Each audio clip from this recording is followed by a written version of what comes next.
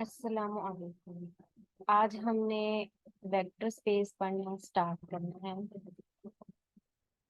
तो चले लेक्चर को स्टार्ट करते हैं हम। वेक्टर स्पेस समझने से पहले आपको कुछ डेफिनेशंस का पता होना चाहिए, जैसे ग्रुप क्या होता है, फील्ड क्या चीज़ है। फिर उसके बाद हम वेक्टर स्पेस की डेफिनेशन पे आते हैं। तो मैं आपको थोड़ा सा ग्रुप के बारे में समझा दूं कि ग्रुप क्या चीज़ है। जैसा कि आप लोग अपनी बुक्स में पढ़ते आ रहे होंगे कि ग्रुप एक ऐसा नॉन एम्पटी सेट है जो कि कुछ कंडीशंस को सेटिस्फाई करता है। और ये वो फोर कंडीशंस है इसकी जो कि ग्रुप सेटिस्फाई करता है। लेकिन हम थोड़ा सा बैकग्राउंड पे चले जाते हैं कि ग्रुप है क्या चीज असल में। तो जैसे कि आपको पता है न्यूटन ने ग्रेविटी के बारे में बताया था। तो उसने हमें बताया कि अगर कोई बॉडी है, कोई ऑब्जेक्ट है, जैसे उसने एप्पल की एग्जांपल दी थी, उसका कोई ना कोई मास है। तो जाहिर बात है जब कोई भी ऑब्जेक्ट है वो किसी भी दूसरे ऑब्जेक्ट को अट्रैक्ट करता है। तो सेकंड ऑब्जेक्ट को उसने ग्राउंड कंसीडर किया था। फिर उसने कहा था कि ये हमारे पास मास है और उसके दरमियान में कोई ना कोई हाइट है, और टी टाइम में जो हमारा ऑब्जेक्ट है वो ग्राउंड पे गिरता है। यानी उसने इस मॉडल को, इस बात को समझाने के लिए हमें एक मैथमेटिकल मॉडल उसने डिफाइन किया था। उसने काफी सारी इक्वेशंस बनाई थी ताकि हमें समझ आ जाए कि ग्रेविटी असल में है क्या चीज। तो इसका मतलब ये है कि किसी भी ऑब्जेक्ट को रिप्रेजेंट करने के लिए, उस ऑब्जेक्ट के बारे में समझाने के लिए हम मैथमेटिकल मॉडल्स का यूज करते हैं ताकि रीडर को हमारी बात जल्दी समझ में आ जाए। तो इसका मतलब इक्वेशंस जो हैं वो इस तरीके से इन्वेंट की गई और मैथमेटिक्स में काफी इक्वेशंस बनाई गई जिसने इस कॉन्सेप्ट को भी बिल्कुल इजी समझा दिया। तो इस तरीके से हम सिमिट्री के ऊपर आते हैं। तो जैसा कि आपको पता है जो ह्यूमन है उसका काम ऑब्जर्व करना है। जाहिर बात है हम अपने आसपास की बहुत ज्यादा चीजों को ऑब्जर्व करते हैं और उनके बारे में सोचते हैं। तो इस तरीके से हमने सिमिट्री के बारे में भी सोचा कि हम जितनी भी चीजें आसपास देखते हैं वो सारी की सारी सिमिट्रिक हैं। तो सिमिट्री का आपको पता है कि सिमिट्री का मतलब क्या है कि हर एंगल से चीज का इक्वल होना सिमिट्री कहलाता है। तो इस सिमिट्री के कॉन्सेप्ट को डिफाइन करने के लिए हमारे पास लीनियर अलजेब्रा को इन्वेंट किया गया। और लीनियर अलजेब्रा में जो ग्रुप थ्योरी है ये हमारे ऑब्जेक्ट की सिमिट्री के बारे में बताता है। फॉर एग्जाम्पल अगर आपके पास ये एक स्क्वायर है और ये पूरा का पूरा एक पेज है आपके पास, आपने इस पेज में से इस स्क्वायर पार्ट को जो है वो रिमूव कर दिया, यानी आपने काट दिया। काटने के बाद अब आपने ये सोचा है कि आपने ये जो एक स्क्वायर था, आप इसको दोबारा से इसके हिस्से में वापस अगर डालना चाहें तो एक तो पोजीशन इसकी ये है, यानी एक तो आप इसी तरीके से वापस इसको इसकी पोजीशन पर फिट कर सकते हैं। सिमिलरली अगर आपके पास और भी वेज हैं कि आप इसको इस हिस्से के अंदर अगेन फिट कर सकें, तो आप इसको रोटेट कर सकते हैं। जब आप रोटेट करेंगे तो ए बी सी डी की जाहिर बात है पोजीशन चेंज हो जाएगी। तो हम इसको काफी डिफरेंट वे से जो है वो इसके अंदर अगेन फिट कर सकते हैं। ठीक है, हम इस तरीके से भी चाहें तो इस टुकड़े को जो है वो रोटेट करके वापस रख सकते हैं, इस तरीके से भी कर सकते हैं, इस तरीके से भी, इस मेथड से भी। तो टोटल जो वेज है हमारे पास कि हम इसको कितने वे से वापस उसकी पोजीशन पे रख सकते हैं, यानी कि उसकी सिमिट्री बताएं कि कितने वे से हम इसको उसके अंदर जो है वो डिफाइन कर सकते हैं इस ऑब्जेक्ट को, तो वो टोटल 8 वेज है। और इसको मैथमेटिक्स में परम्यूटेशन कहा जाता है। परम्यूटेशन भी हमें सिमिट्री के बारे में बताता है। तो अब आपने देखा था कि इसके जो है वो 4 साइड्स थी और टोटल जो इसके यूनिक वेज है वो 8 वेज है, जिससे हम इसकी सिमिट्री चेक कर सकते हैं। तो इसी चीज को मद्देनजर रखते हुए हमारे पास जो है वो ग्रुप थ्योरी बनी और ग्रुप की डेफिनेशन आई कि ये क्या चीज है। तो ग्रुप की अब जो ऑफिशियल डेफिनेशन है वो ये है कि ग्रुप हमारे पास एक नॉन एम्पटी सेट है और उसके ऊपर स्टेरिक एक बाइनरी ऑपरेशन है। इसका मतलब कोई भी ऑपरेशन है, plus minus something like that, और वो कुछ कंडीशंस को सेटिस्फाई करता है। तो सबसे पहली कंडीशन उसकी ये है कि वो कुलैयर लॉ को सेटिस्फाई करता है। कुलैयर लॉ का आपको पता है कि आपने ग्रुप में से कोई से भी दो एलिमेंट्स पिक करने हैं, पिक करने के बाद आप उसके ऊपर अपना ऑपरेशन अप्लाई करो, बेशक एडिशन का करो, बेशक मल्टीप्लीकेशन का करो। और जब आपने उसके ऊपर ऑपरेशन अप्लाई करे और जो भी आंसर आता है वो उस ग्रुप में से बिलोंग करना चाहिए। तब हम कहते हैं कि वो हमारे पास जो है इस कंडीशन को सेटिस्फाई करता है। सिमिलरली हमारे पास सेकंड प्रॉपर्टी इसकी है एसोसिएटिव लॉ की। तो एसोसिएटिव लॉ हमारे पास क्या होता है, एसोसिएटिव लॉ में आप तीन एलिमेंट्स ग्रुप में से पिक करते हो और पिक करने के बाद ये प्रॉपर्टी इसके ऊपर अप्लाई करते हो। अगर ये कंडीशन भी सेटिस्फाई हो जाए तो आप कहते हैं कि एसोसिएटिव लॉ होल्ड हो गया। तीसरी और चौथी प्रॉपर्टी है आइडेंटिटी की और इनवर्स की। आइडेंटिटी का मतलब ये है कि आप ग्रुप में से कोई एलिमेंट लो और ये देखो कि आइडेंटिटी को जब इसके साथ अप्लाई किया जाता है उस एलिमेंट के साथ, तो आंसर में वही एलिमेंट वापस आ जाए और वो एलिमेंट ग्रुप में लाजमी बिलोंग करना चाहिए। अगर ये कंडीशन सेटिस्फाई हो जाए तो हम कहते हैं कि आइडेंटिटी एलिमेंट एग्जिस्ट करता है। सिमिलरली एलिमेंट का इनवर्स भी उसी ग्रुप के अंदर मौजूद होना चाहिए। और जब हम उसके इनवर्स को उस एलिमेंट के साथ मल्टीप्लाई करवाते हैं या उसके ऊपर अपना ऑपरेशन अप्लाई करते हैं स्टेरिक, और आंसर आइडेंटिटी आ जाए, तो आप कहते हो कि आपके पास इनवर्स ला होल्ड कर गया। तो अगर ये चारों कंडीशन सेटिस्फाई हो जाती हैं तो हम कहते हैं कि जी हमारा ग्रुप बना रहा है। फॉर एग्जाम्पल आपके पास जो है वो R set of real numbers है, इंटीजर्स ले लें, इरेशनल नंबर्स ले लें, ये सारे के सारे ग्रुप बनाते हैं। अब देखिए रियल नंबर्स ले लें, रियल नंबर में से किसी भी दो नंबर्स को मल्टीप्लाई करें या ऐड भी कर लें आप। चलिए यहाँ पे मैंने एडिशन का जिक्र किया है तो आप ऐड कर लें। तो अगर आप दो नंबर्स को ऐड करते हैं तो वो रियल नंबर में से ही बिलोंग करता है। सिमिलरली एसोसिएटिव ला भी होल्ड कर जाएगा, बिल्कुल बच्चों वाली बात है। सिमिलरली आइडेंटिटी एलिमेंट आपको पता है रियल नंबर में अंडर एडिशन आइडेंटिटी 0 होता है और मल्टीप्लिकेशन आइडेंटिटी हमेशा 1 होता है। तो यहाँ हम क्योंकि एडिशन की बात कर रहे हैं तो 0 रियल नंबर में मौजूद है, तो इसका मतलब आइडेंटिटी एलिमेंट इसमें एग्जिस्ट कर रहा है। अब हमने फोर्थ प्रॉपर्टी सेटिस्फाई करनी है, इनवर्स लॉ। तो फॉर एग्जांपल आपने रियल नंबर में से कोई भी एक एलिमेंट उठा लिया, सपोज किया कि मैंने 2 उठा लिया। अब 2 का जो है वो इनवर्स मुझे पता है क्या होता है, -2 है, और जब मैं इन दोनों को ऐड करती हूँ तो मेरे पास किसके इक्वल आ जाता है, 0 आ जाता है। और 0 जो है वो रियल नंबर में बिलोंग करता है, तो इसका मतलब ये है कि मेरे पास जो real numbers under under addition है वो ग्रुप बना रहे हैं। एक चीज का थोड़ा सा मैं आइडिया दे दूं, हमारे पास आपने देखा होगा ऑपरेशंस होते हैं, एक है प्लस माइनस, एक मल्टीप्लिकेशन होती है और एक डिवीजन होता है। आपने ग्रुप थ्योरी में क्या करना है, आप ग्रुप थ्योरी में कहीं पे भी डिवीजन और सब्सट्रैक्शन का वर्ड यूज नहीं करोगे। आप हमेशा एडिशन का वर्ड यूज करोगे, एडिशन, या एडिटिव इनवर्स का वर्ड यूज करोगे। एडिटिव इनवर्स का मतलब माइनस ही है। खुद आप देखें कि आपने एक नंबर लिया है 2, ठीक है, और एक -2 है, तो आप -2 को ऐसे भी तो लिख सकते हैं ब्रैकेट लगाकर -2। तो वैसे तो आप इसको पढ़ते हो कि हम सब्ट्रैक्ट कर रहे हैं, लेकिन अगर देखा जाए तो आप सिंपल में दो नंबर्स को ऐड ही कर रहे हो, ठीक है।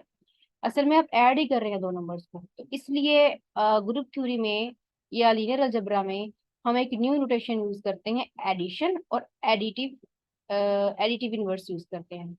सिमिलरली जब आप मल्टीप्लाई करते हो तो आपको पता है मल्टीप्लाई में आप इन्वर्स कर देते हो जब डिवीजन हटाते हैं, छोटे क्लासेस में आपने पढ़ा होगा।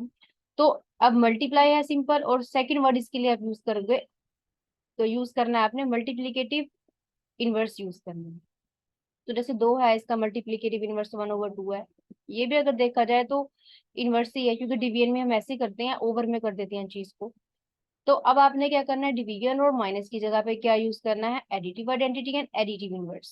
अब आपने यहाँ पे दो चीजें सीखी कि एडिशन जो है वो सब्सट्रैक्शन के ही बराबर होता है, उसका उल्ट है, जबकि मल्टीप्लिकेशन जो है वो डिवीजन का है।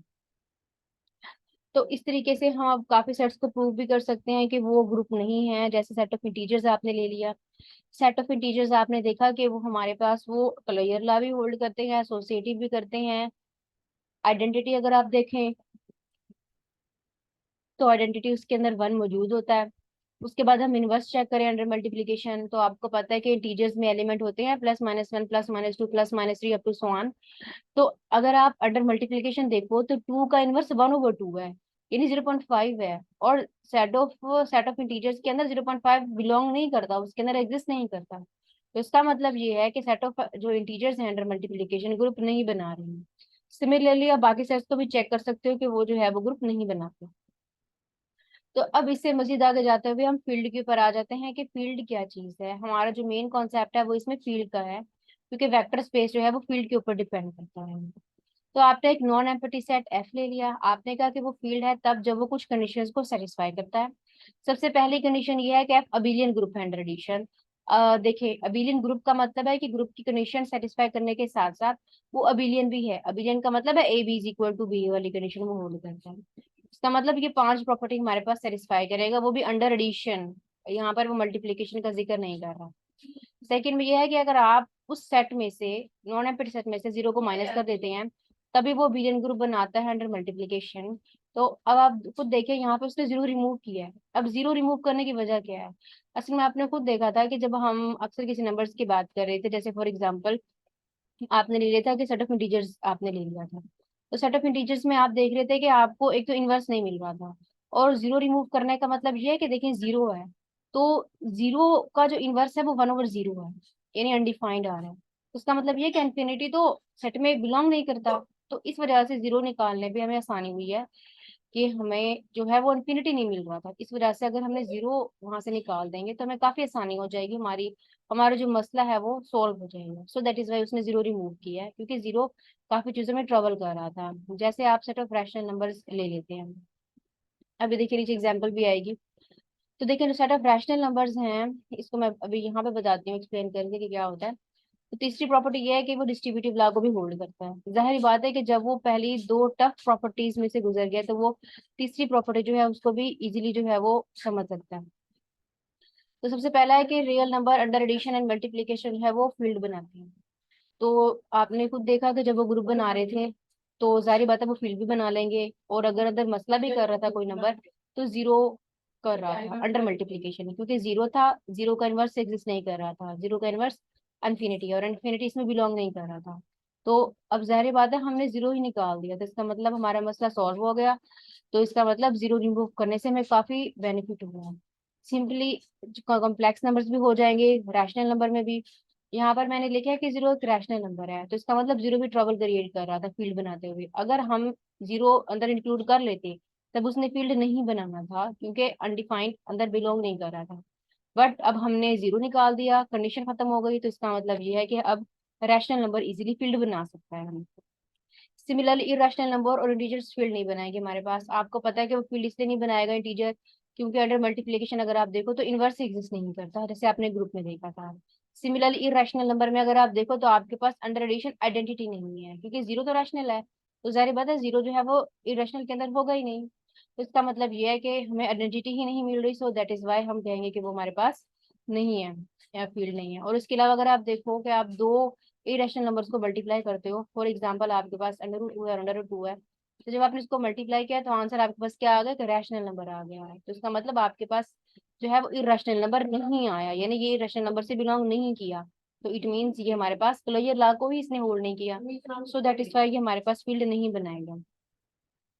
अब हम आते हैं वेक्टर स्पेस की डेफिनेशन के ऊपर कि वेक्टर स्पेस क्या है। वेक्टर स्पेस, जैसे कि अभी हमने वेक्टर एनालिसिस पढ़ा था, उसमें हमने बहुत ज्यादा वेक्टर्स को डिस्कस किया था। अगर हम स्पेस में इन सारे वेक्टर्स को डिस्कस करते हैं, 3D स्पेस में एक बात करें, और उसमें हम वेक्टर्स के ऊपर कुछ प्रॉपर्टीज अप्लाई कर दें, तो इस पूरे प्रोसेस को हम कहते हैं कि वो वेक्टर स्पेस बना रहा है, क्योंकि इसके अंदर हम वेक्टर्स की काफी कंडीशंस को सेटिस्फाई करवा रहे हैं। अब वो कंडीशन उसकी ये है कि वी, यानी कि जो आप सेट ले रहे हो, एक नॉन एम्प्टी सेट ले रहे हो, वो आपके पास बिलियन ग्रुप को अंडर एडिशन। उसके अलावा अगर आप दो वेक्टर्स को ऐड करते हो, करने के बाद किसी स्केलर से मल्टीप्लाई करो, स्केलर का मतलब फील्ड है, फील्ड को आप यहाँ पे स्केलर मानते हो हमेशा। तो जब आप मल्टीप्लाई करते हैं तो ये कंडीशन बन जाए, और अगर आप दो स्केलर्स को ऐड करो और वेक्टर से मल्टीप्लाई करो, तब आपके पास ये कंडीशन होल्ड करे, दूसरा ये भी होल्ड करे, और अगर आप वन को वेक्टर के किसी भी एलिमेंट से मल्टीप्लाई करो तो आपके पास वी आ जाए। और अगर ये कंडीशन सेटिस्फाई हो जाए तो आप कहते हो कि ये आपके पास एक वेक्टर स्पेस बना रहा है। तो चलो इसको एग्जाम्पल से अंडरस्टैंड कर लेते हैं। तो ये एग्जाम्पल करने से पहले थोड़ा सा मैं आपको एक नोट ये पढ़ लेंगे, ज्यादा इंपॉर्टेंट है। अब पेपर में जाहिर बात है डेफिनेशन तो वो पूछेगा नहीं, वो आपको देगा एग्जाम्पल और कहेगा कि बताएं which of the following is a vector space और नॉट। या ये भी दे सकता है कि बताएं कौन सी इसमें से वेक्टर स्पेस नहीं है। तो एक ट्रिक मैं बता रही हूँ, याद रखिएगा।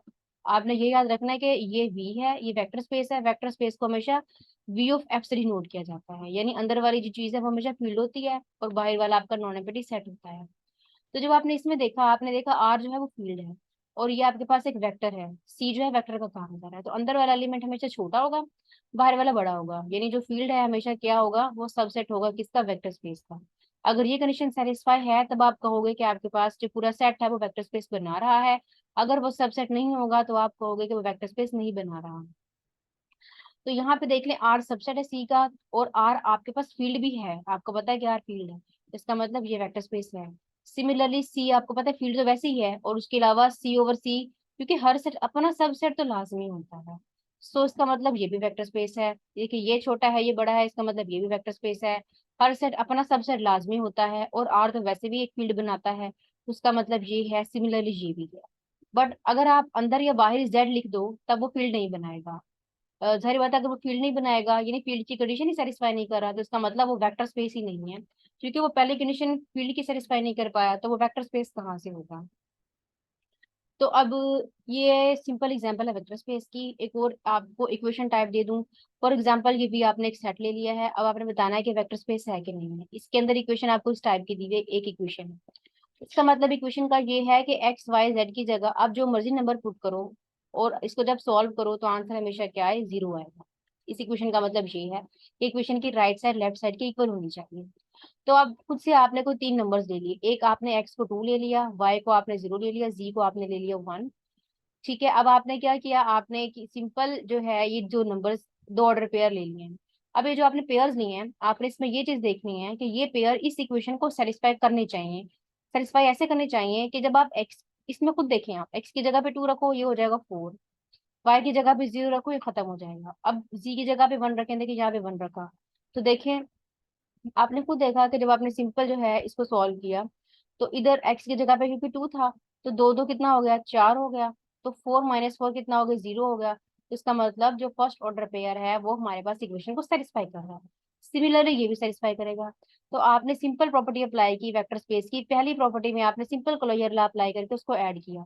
जब आपने ऐड किया इसका मतलब ये है कि जो ऑर्डर पेयर हैं ये ऑर्डर पेयर भी इस इक्वेशन को सेटिस्फाई करने चाहिए।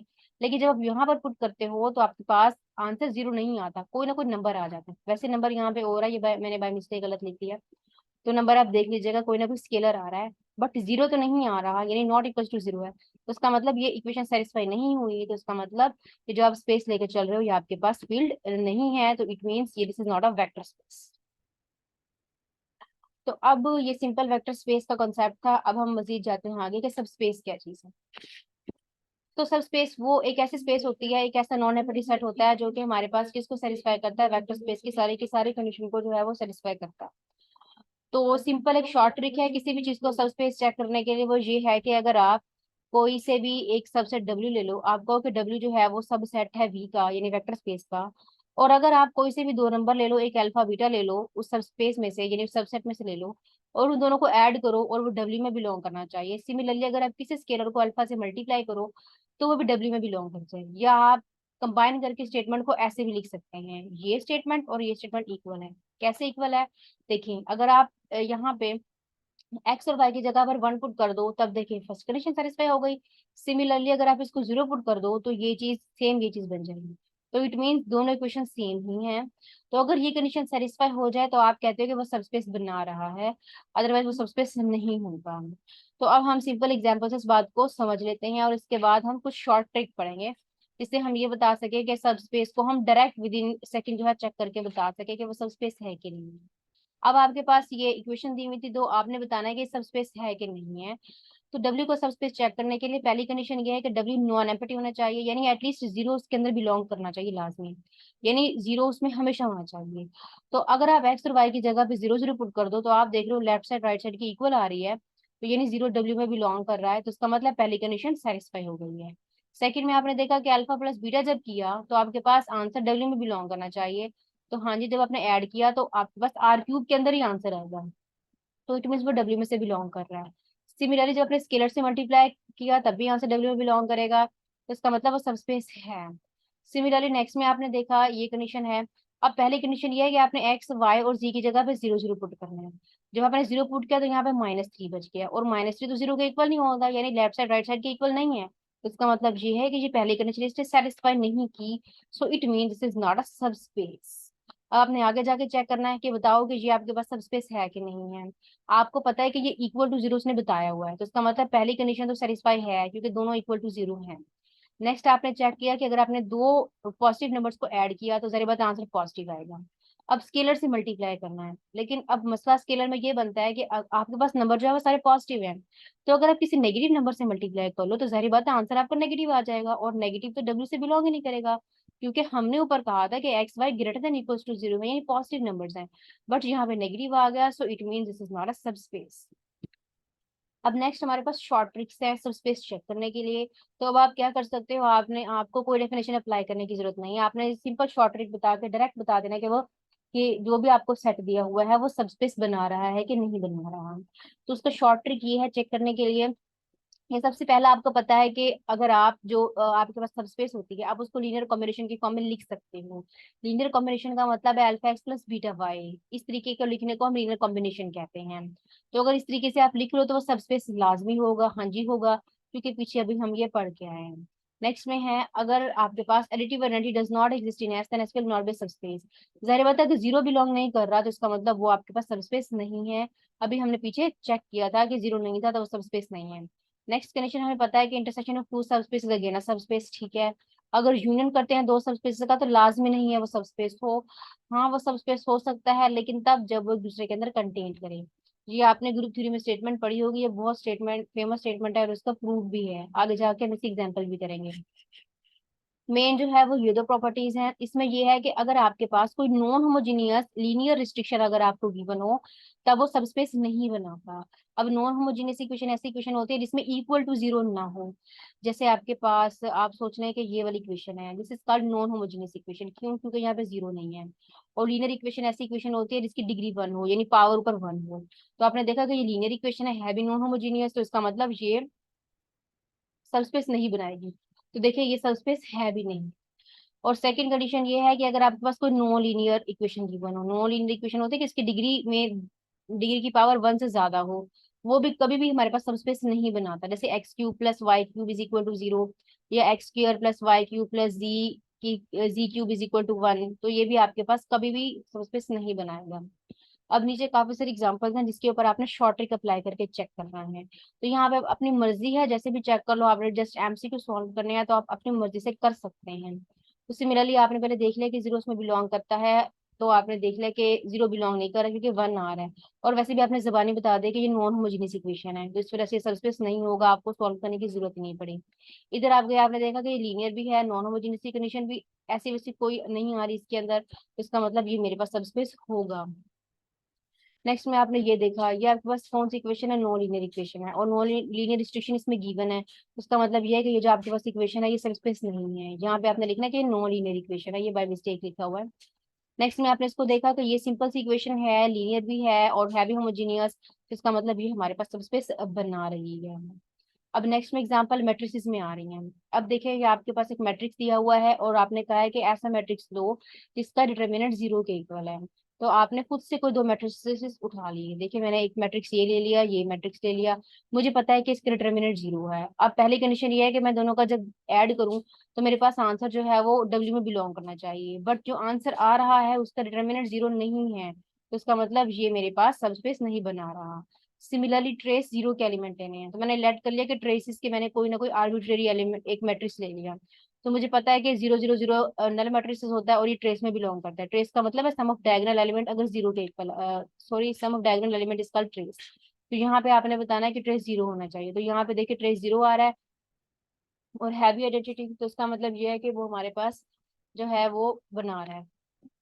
अब सेकंड में आपने दोनों को जब ऐड किया तो ऐड करने से भी हमारे पास ये ट्रेस बन जाएगा, क्योंकि इस डायगोनल एलिमेंट्स का अगर सम करो तो वो जीरो के इक्वल आ रहा है। सिमिलरली स्केलर भी इस पर असर नहीं कर रहा, तो इसका मतलब ये सबस्पेस बन रहा है। अब सिमिलरली आपने रैंक को चेक कर लिया, रैंक का मतलब है नंबर ऑफ नॉन जीरो रोज, यहाँ पे एक नॉन जीरो रो है और आपने देखा कि हमें एटलीस्ट वन नॉन जीरो रो लेनी थी, बट अगर हम लेते हैं तो हमारे पास आइडेंटिटी वाली कंडीशन होल्ड नहीं करती, तो इसका मतलब वो सबस्पेस नहीं है। सिमिलरली सिमेट्रिक मैट्रिक्स ले लिया आपने, सिमेट्रिक मैट्रिक्स को सिंपल सिमेट्रिक मैट्रिक्स है कि जब उसका ट्रांसपोज लो वही मैट्रिक्स वापस आ जाए।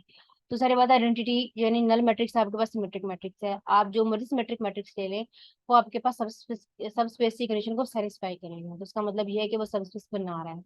नेक्स्ट में आपने ले लिया एक non singular matrix. Non singular matrix ऐसा होता है जिसका determinant not equal to zero होता है, इसे नॉन सिंगुलर मैट्रिक्स कहते हैं। तो सारी बात है नॉन सिंगुलर मैट्रिक्स में हमारे पास नल मैट्रिक्स एग्जिस्ट ही नहीं करेगा, आइडेंटिटी होगा ही नहीं, तो इसका मतलब ये है कि वो हमारे पास सबस्पेस नहीं है। बट अगर हम सिंगुलर मैट्रिक्स की बात करें तो उसका डिटर्मिनेंट जीरो के इक्वल होगा, तो उसका मतलब उसमें आइडेंटिटी एग्जिस्ट कर रहा है। सो दैट इज वाई वो हमारे पास सबस्पेस बन जाएगा। नेक्स्ट में आपने ऐसी पोलिनोमियल जिसकी degree less than equal to N है। आपने आपको पता है कि पोलिनोमियल हम 0 डिग्री की ले सकते हैं। 0 डिग्री पोलिनोमियल ऐसी पोलिनोमियल होती है जिसकी डिग्री आपने खुद देखना है कि less than equal to N होनी चाहिए। तो जीरो आइडेंटिटी है, तो मेरे पास जीरो पोलिनोमियल एग्जिस्ट करती है, और मुझे पता है इसकी डिग्री माइनस इन्फिनिटी होती है। और माइनस इन्फिनिटी आपको पता है एन से लेस है, क्योंकि नेगेटिव नंबर है, तो इसका मतलब ये है कि ये हमारे पास आइडेंटिटी एग्जिस्ट कर रही है। सिमिलरली अगर मैं ऐड कर लूँ, स्केलर से मल्टीप्लाई कर लूँ, तब भी ये कंडीशन मेरे पास सेटिस्फाई कर जाएगी। सो इट मीन्स मेरे पास ये जो है सब स्पेस बना रहा है। नेक्स्ट में आपने ऐसी पोलिनोमियल ली जिसकी डिग्री इक्वल्स टू एन है, तो मैंने खुद से आर्बिट्रेरी से कोई से भी दो पोलिनोमियल्स उठा लिए, मैंने सिंपल ऐड किया, तो मेरे पास आंसर में यहाँ पे देखिए 2 आ गया, और 2 जो है डब्ल्यू से बिलोंग नहीं कर रहा, तो इसका मतलब वो सब स्पेस नहीं है। सिमिलरली ग्रेटर देन 3 पे मैंने देखा, तभी मेरे पास आंसर सेम नहीं आ रहा था, तो इसका मतलब वो भी सबस्पेस नहीं है। अब मैंने ऐसी पॉलिनोमियल ले ली जिसमें मैं वेरिएबल की जगह पे 1 पुट करूँ तो आंसर 0 आ रहा है। मैंने खुद से आर्बिट्ररी एक सेट ले लिया पी एक्स, और इसमें अगर मैं 1 पुट करूँ तो आंसर 0 आता है। अब मैंने देखा कि अगर मैं खुद से इसके कोई से भी दो इसके सबसेट्स लूँ, दोनों को ऐड करूँ या जो मर्जी करूँ, तो मेरे पास आंसर 0 0 आ रहा है। तो यानी मेरे पास कंडीशन इसमें सेटिस्फाई कर रही है। नेक्स्ट में मेरे पास एक एग्जांपल है, ये है लीनियर इक्वेशन की। अब आपसे कोई पूछ सकता है कि इक्वेशन ऑफ स्ट्रेट लाइन जो है वो सबस्पेस है कि नहीं है, तो आप कहोगे हाँ, इक्वेशन ऑफ लाइन जो है वो मेरे पास सबस्पेस होता है, लेकिन तब सबस्पेस होता है जब बी जीरो हो। इसकी जगह पे अक्सर बुक्स में सी भी लिखा होता है। इसे कहा जाता है वाई इंटरसेप्ट पॉइंट। आपको जैसे कि पता है इक्वेशन ऑफ स्ट्रेट लाइन जो है इस तरीके से जो है इस इक्वेशन की जो ग्राफ है वो इस टाइप का होता है। तो जैसा कि आपको पता है कि जब हमने ऊपर सबस्पेस चेक किया तो ओरिजिन में से वो चीज लाजमी पास हुई। ओरिजिन का मतलब है कि उसमें जीरो आइडेंटिटी मौजूद था। तो जब आपने बी को जीरो किया तो बी जीरो का मतलब ये है कि वाई इंटरसेप्ट, तो यानी ये वाई इंटरसेप्ट है। तो जब वाई जीरो हो गया तो इसका मतलब ये है कि वाई ओरिजिन पे आ रहा है, तो इसका मतलब अब ग्राफ की शेप ऐसी हो जाएगी, यानी जो आपकी इक्वेशन है वो लाजमी ओरिजिन में से पास होगी। और अगर ओरिजिन में से पास है तो इसका मतलब आइडेंटिटी उसमें लाजमी बिलोंग कर रहा है। तो इसका मतलब ये है कि ये तब हमारे पास सब स्पेस होगा जब वो ओरिजिन में से पास होगा, और ओरिजिन में से तब पास होगा जब बी जीरो के इक्वल हो जाए। तो यहाँ पे यही बात लिखी है कि एल आपके पास सबस्पेस है तब जब बी जीरो के इक्वल है। नेक्स्ट में एग्जांपल दी थी, डब्ल्यू दिया हुआ था, चेक कर रहा था कि वो वेक्टर स्पेस है कि नहीं है, तो आपने सिंपल इसके कोई से भी दो सबसेट्स ले लिए, उसके ऊपर कंडीशन अप्लाई की तो वो डब्ल्यू से बिलोंग करेगा, तो इसका मतलब वो सबस्पेस है। नेक्स्ट में आपने ये बताया कि अगर आप दो सेट्स का यूनियन करो तो वो लाजमी नहीं है कि वो सबस्पेस हो। उसके लिए आपने खुद से कोई दो नॉन एम्प्टी के सबसेट्स उठा ली, और करने के बाद आपने सिंपल जब ऐड किया तो आपके पास आंसर 1 1 आ गया, और 1 1 सारी बात है यूनियन से बिलोंग नहीं कर रहा है, क्योंकि यूनियन में 1001 टाइप के एलिमेंट्स हैं। तो उसका मतलब ये है कि वो हमारे पास सबस्पेस नहीं है। सिमिलरली जो है उसने क्या किया, उसने हमारे पास एक पोलिनोमियल जो है वो उठा लिया है और कहा है कि ये आपके पास एक वेक्टर स्पेस है। आपने इसकी सिंपल जो है वो दो कोई सबसेट उठा लेनी है अपनी मर्जी के, और उस पे जब आप प्रॉपर्टी अप्लाई करेंगे तो वो आपके पास सब स्पेस जो है वो इजीली बन जाएगा। सिमिलरली नेक्स्ट में भी उसने एग्जांपल देके बताया कि आपने डब्ल्यू एक ऐसा सेट ले लिया जिसके वेक्टर्स को अगर सम करे तो आंसर 1 के इक्वल आ जाए। मैंने खुद से दो इसके सेट्स उठा लिए, जब मैंने इनको ऐड किया देखिए आंसर 1 आ गया, लेकिन जब मैंने टोटल का सम किया तो सम करने से 1 1 आ रहा है, और 1 1 जारी बात है इसके अंदर मौजूद नहीं है। So it mean this is not a सब स्पेस। नेक्स्ट में फिर उसने एक हमें दे दिया था और बताया था कि इन तीनों को अगर यूनियन करो तो सारी बात है वो वी स्पेस के इक्वल आ रहा है। तो इससे ये साबित हुआ कि जो वी है वो union of finite number of proper सब स्पेसिस है, और ये इसका मतलब ये पूरी वेक्टर स्पेस के इक्वल होगा। अभी पूरी वेक्टर स्पेस के इक्वल हो गया क्योंकि हमारे पास फाइनाइट आंसर आ रहा है, लेकिन अगर इनफाइनाइट आपके पास आंसर आ जाए तो तब ये वेक्टर स्पेस के इक्वल जो है वो नहीं होगा। तो बस उसने सिंपल यहाँ पे प्रॉपर का बताया कि प्रॉपर के लिए आपके पास फाइनाइट सेट होगा, और इम्प्रॉपर में जारी बात है हो सकता है कंडीशन होल्ड करे या ना करे, तो ये आपके जो है वो प्रॉब्लम पे डिपेंड करता है।